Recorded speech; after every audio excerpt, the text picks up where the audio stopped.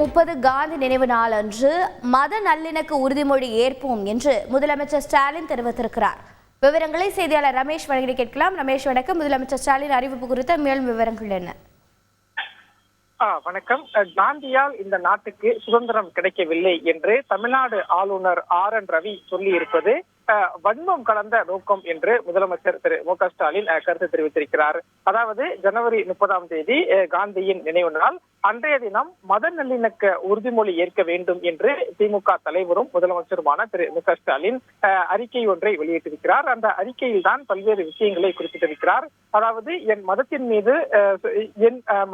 மீது சூளுரைத்தே சொல்கிறேன். என் மதத்திற்காக நான் உயிர் துறக்கவும் தயார்.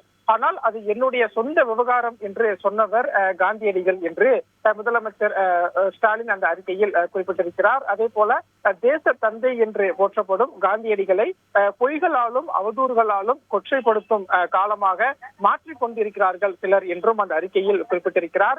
மேலும் காந்தியின் கொள்கை மட்டுமல்ல, அவரையே இழிவுபடுத்தும் செயல்கள் இப்போது நடைபெறுவதாகவும் முதலமைச்சர் திரு மு.க. ஸ்டாலின் அந்த அறிக்கையில் குறிப்பிட்டிருக்கிறார்.